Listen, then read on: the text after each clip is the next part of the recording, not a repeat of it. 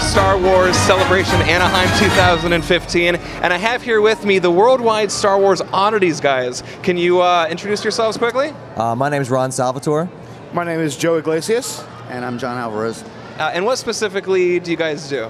Well, we just did a panel that basically covered odd Star Wars items from around the world, covering basically the 70s until just very recently. Lots of different items that people have never seen before and that have a funny edge to them, or even an ugly edge sometimes. So it was a very varied panel.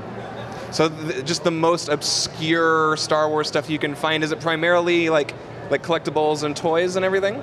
It was all manner of things, but there was a lot of toys. Yeah. But everything from apparel to toys to advertising even. And movie posters and movie boxes. And Yeah, we did a little bit of everything in there. We had sleeping bags and DVD covers and just crazy stuff. What is one of the weirdest things you guys have found? for me, it would probably be a model kit from Japan of R2-D2, where he's wearing a German World War II helmet, and inside the packaging are actually Nazi insignias to go on it, which is a very strange piece. That is very strange. How do you know? How do you try to search those things out? Do you know they exist, or do you just stumble upon some? A little from column A, a little from column B. Yeah. Some of it you see pictures of here and there, and you hunt them down. Some things you see an auction, you've never seen it before. If it's really strange and it probably shouldn't exist, you just buy it immediately. Of course. And how do you get started in something like this? Why the passion for that specifically? When I was a kid, my mother was actually a toy dealer, and I'm from the New York Chinatown area. A lot of the toys that she picked up were actually unlicensed toys, so as a child I had some really weird renditions of all different things, so when I became a collector, that's what I wanted to find, was the weird stuff. It also stems from being, wanting something different than what everyone else is collecting, wanting something beyond just the full set of, say, 12 backs or what other vintage, carded figure there is. You want to see what else is out there beyond the realm of the normal, I guess. I think we're all fans of novelty. Right. Yes. What were you most excited about finding? Or was there anything that you were trying to hunt down that was just outside of your grasp? Probably the biggest, the happiest score, it was when I found some Polish carded figures that I needed. I'd been looking to put together a set of them for literally 17 years.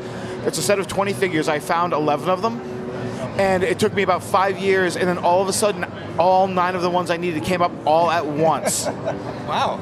Yes, it was a bit overwhelming, yeah. Both mentally and financially. Yeah, right. But I made it happen, and good. But it was definitely okay. I've been trying to find these for so long, and now all at once. Yeah, you made it happen. Can you guys walk me through some of the stuff that you have here? Certainly. John, would you like to? In the front row standing up are some of the Polish figures, not your standard figures. If you look, there's a Princess Leia, a Stormtrooper, and a Gunner. The Leia's obviously not wearing her white dress, and the Stormtrooper and the Gunner, instead of being white and black, are dipped in silver paint. Mm-hmm. And up top here is an Uze Darth Vader from Turkey. This is a very infamous line of figures. Another figure from this line that most collectors seek out very much is the Blue Stars.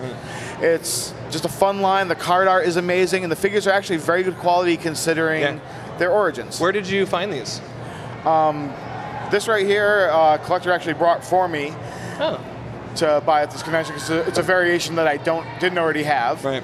And these ones in the front, where did you find those? The Polish figures I actually got from a contact in Poland. Is a gentleman that I've been talking to off and on for years, and he would find me stuff from people's childhood collections and just send me an email with pictures when he found stuff, and I picked them up from him.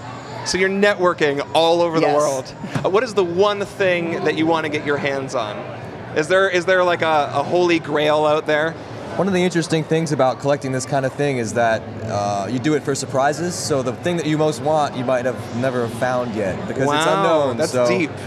Yes, it's very zen. That's deep. So I think Joe probably has some certain figures he needs to complete sets, but for me personally, the item I want most is almost the thing I haven't found yet, because a lot of these things are one-of-a-kinds, that we talked about in the panel are one-of-a-kind items, or maybe someone made years ago and no one's ever seen it before. So that's one of the interesting things about pursuing this kind of thing.